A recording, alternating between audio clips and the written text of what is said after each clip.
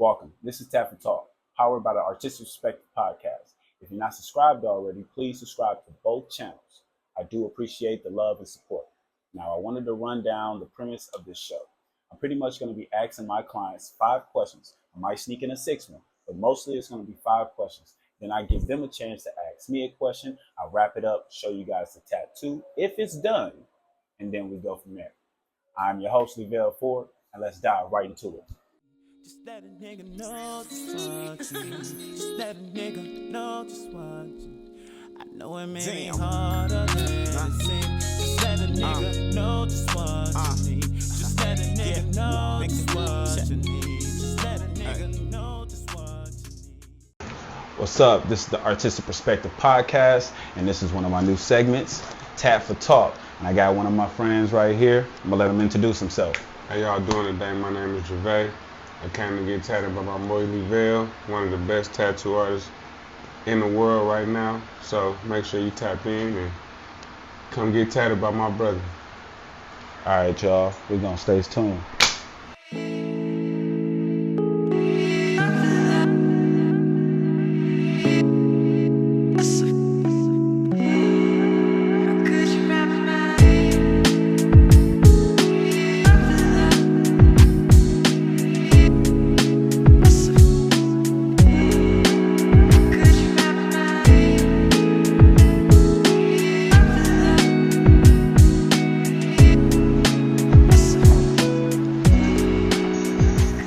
How you doing today, my buddy? Good, man. No complaints. Very thankful. All right. Swell. How about yourself? I am good. Been a long ass day so far, and we ain't even started yet. That's what's crazy. All right, so start the tattoo.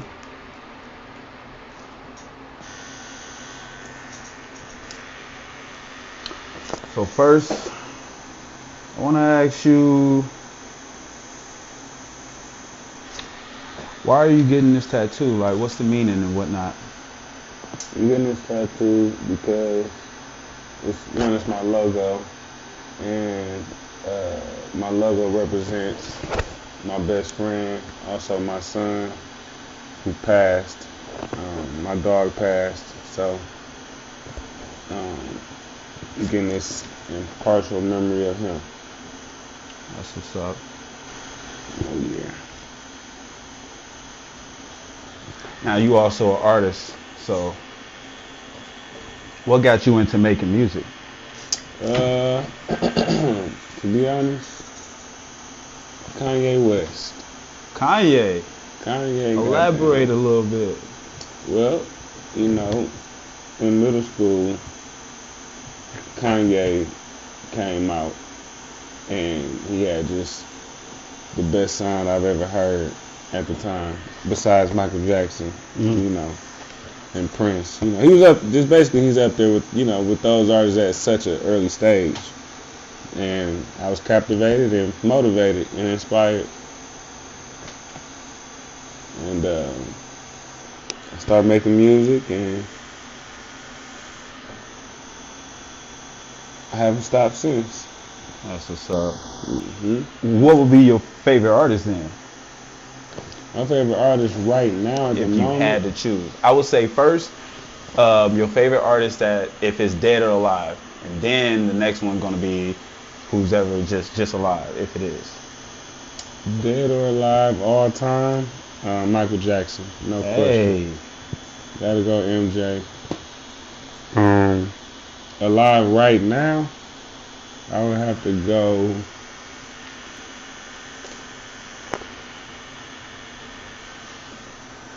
Man, I still want to say Kanye. Kanye? I still got to say Kanye. Well, I mean, if he definitely influenced you a lot, then, you know, major. I could see that. Yeah. Mine would definitely be Tupac. Man, that's kind of hard. I would say Tupac or Michael, because they both was big influence to my music in a sense, but definitely like If it was someone alive, ooh, I don't know if I can answer that one right now. I gotta throw Nip in there too for dead or alive. Yeah, Got to. Nip is definitely one of those. So, got another question for you. What was one of our funniest moments you remember growing up with me and you, bro? Man, that's crazy. Cause we had so many funny moments just between these. I knew it was gonna be a bit of a hard of a question. That's why I was like, let me see what he got with this one. Shit, man. Probably funny moments. Damn, there's so many, bro. Probably when we was teens and we used to go to them school dances. You remember them school dances? Mm-hmm. You talking about like the pavilions and shit? Yeah. That shit used to definitely be cracking. Ray Nitty. Oh yeah. Oh man, those are the times when we was going out. The bow days. Yeah.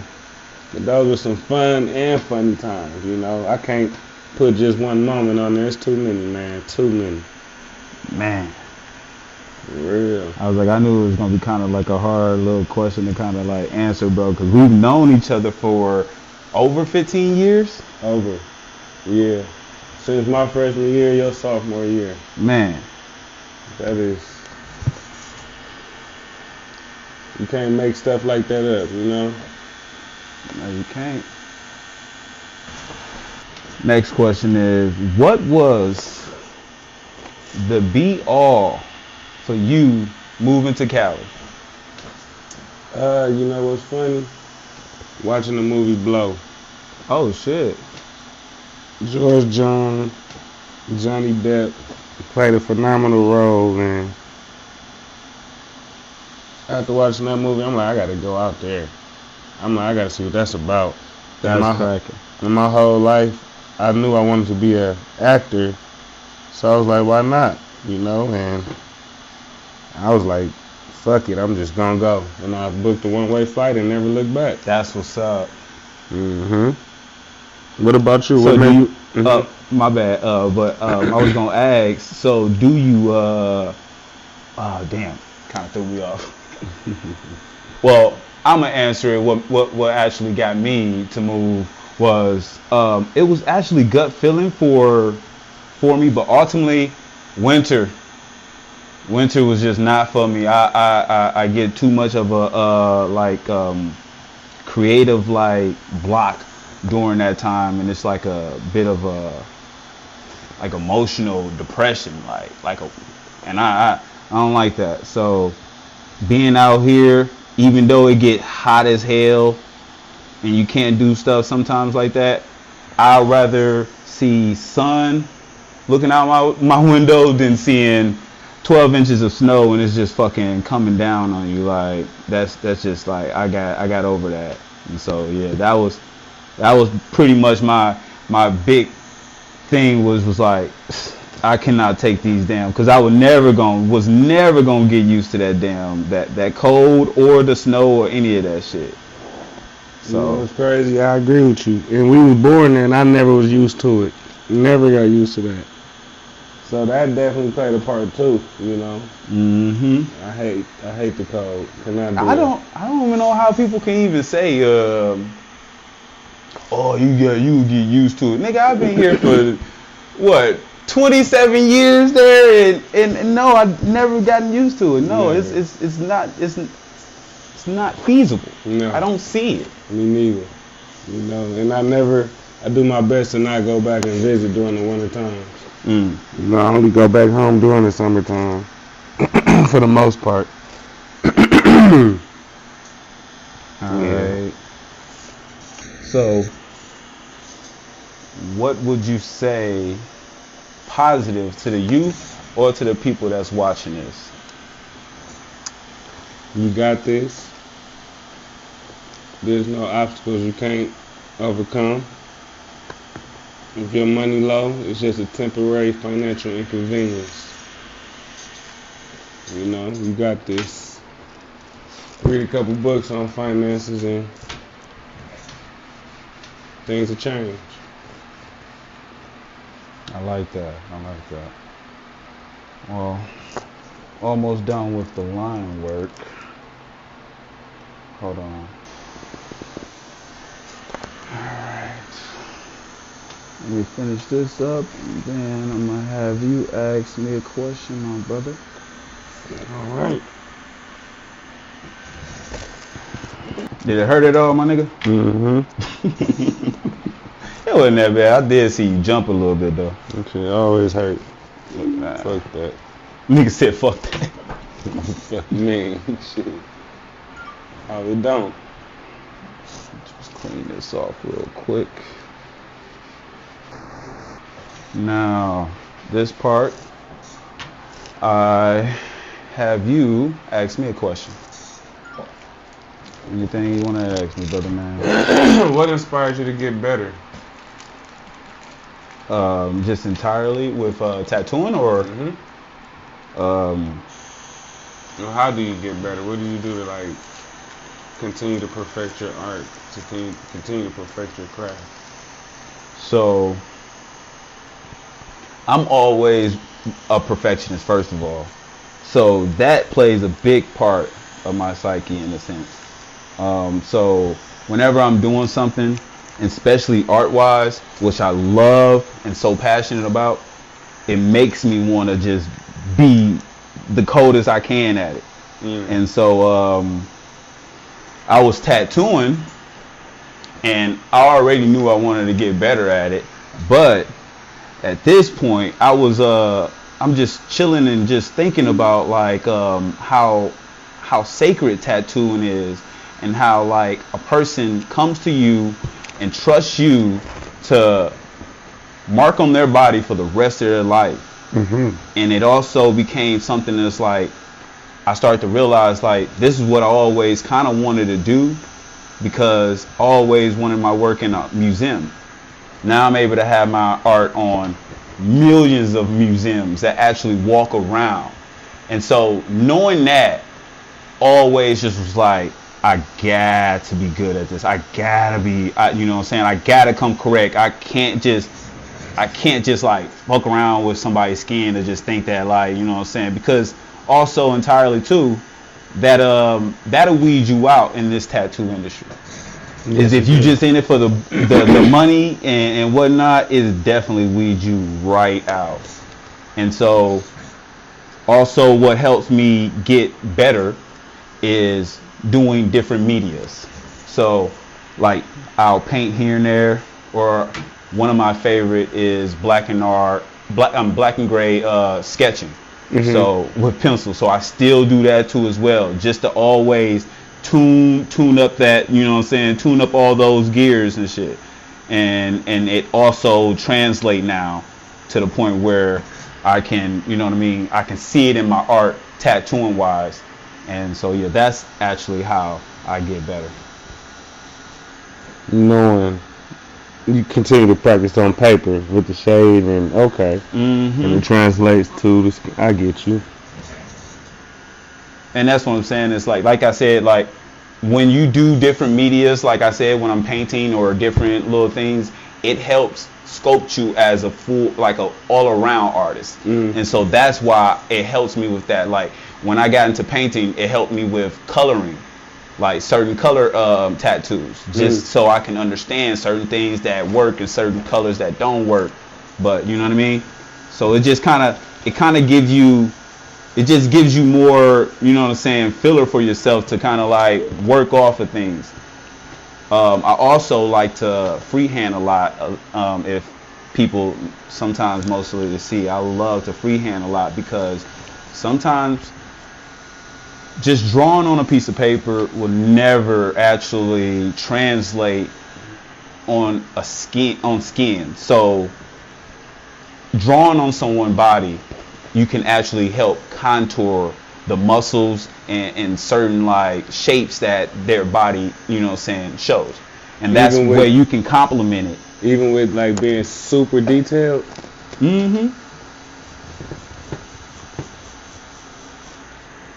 only time I'm really not trying to like do no freehand is if I gotta do a portrait like face. I definitely like to have like an actual picture, and I trace my stencil out. But other than that, like certain animals, I've learned the anatomy of it, and that's what it is.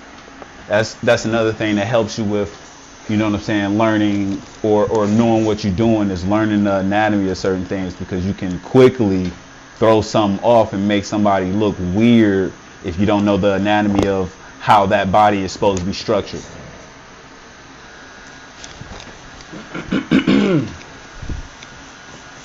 This little tools that a nigga use. This shit be hurting. Fuck that. Hurt a little bit, cuz? Yeah.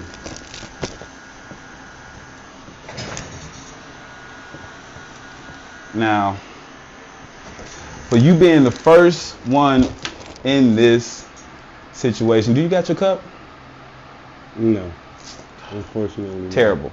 So, since this is our first episode with you guys, me and my boys gonna take a shot. I'm gonna grab you a cup.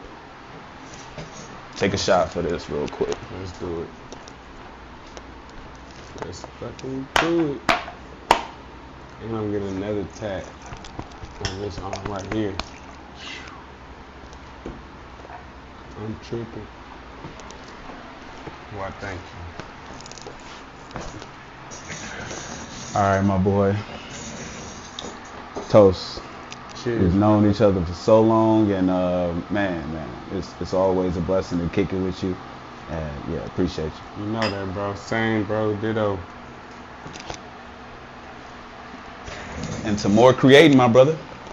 Yeah, I'll take that for you. Thank you. To more creating. Now, I want you to please just give yourself a shout out. Let them know your IG, your YouTube, everything, so they can contact you yourself. You know what I mean? So do that for me. My IG is JAVAE_A. My music, my stage name is Javae, Javae. I'm on all major platforms. My project came out August 1st. It's called We Got This. Look for that. Javae, We Got This. It's a phenomenal project. All right, that's a wrap. I'm gonna show you guys the tattoo after this, but on the next Tatt4Talk, I'll holla at you. Peace.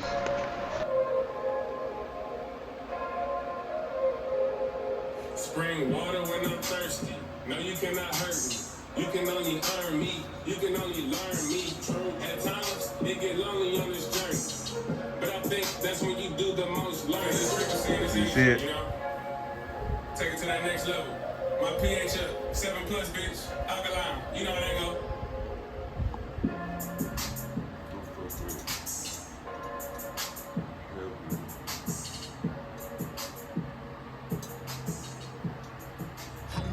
What you want, keeping me close, just tell them just what you want. Some niggas gotta be cold, just keep on taking the notes. From how I coach, you probably never get closure from niggas leading you on. I gotta be honest, I saw this shit